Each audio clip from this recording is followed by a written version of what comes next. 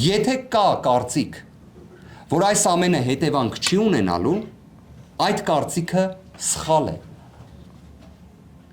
Ամենամեծ ցավը այս ամենի նրանում է, որ հետևանքը վրա է հասնում փաստացի Հայաստանի Հանրապետության նկատմամբ։ Ցավալի է այս ամենը, որովհետև կոնկրետ անձինք կատարում են կոնկրետ գործողություններ, հետևանքը լինում է կոլեկտիվ։ Մեծագույն ցավով եմ այս ամենը ասում։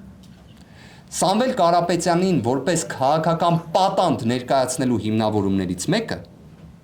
թաքնված է ոչ միայն նրանում, որ Սամվել Կարապետյանը այո հանդես է եկել Մայր աթոռը պաշտպանելու դիրքերից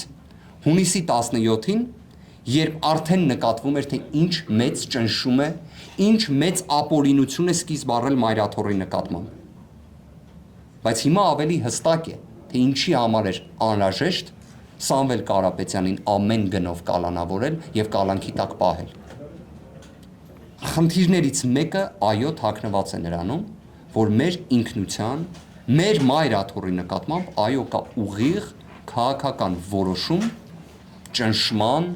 նսեմացման և միջամտության։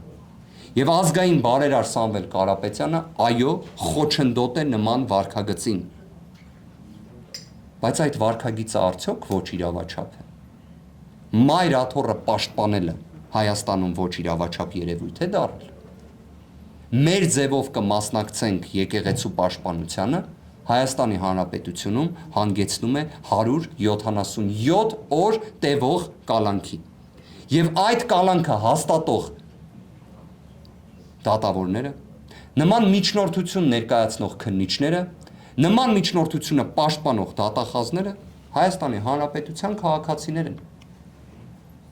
Սամվել Կարապետյանը հետախուզվում է Ադրբեջանի իշխանությունների իրավասու մարմինների կողմից։ Սամվել Կարապետյանը 177 օրից ավելի է, ինչ բանտում է Հայաստանի Հանրապետության։ Երկրորդ խումբը խնդրի, որը կրկին բերում է քաղաքական պատանդի կարգավիճակին, դա վերաբերում է հեծին։ Ակնհայտ էր, չէ, որ այս ամենը զուգահեռաբար սկսվեց։ Ակնհայտ է նաև, որ 2025 թվականի նոյեմբերի 17-ին տեղի ունեցավ մի վարչական այսպես կոչված վարույթ,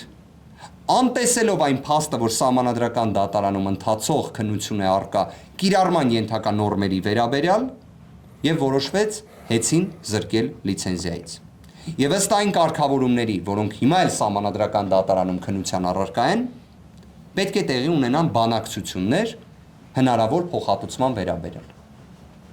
Հենց դրա համար Սամվել Կարապետյանը քաղաքական պատանդ է։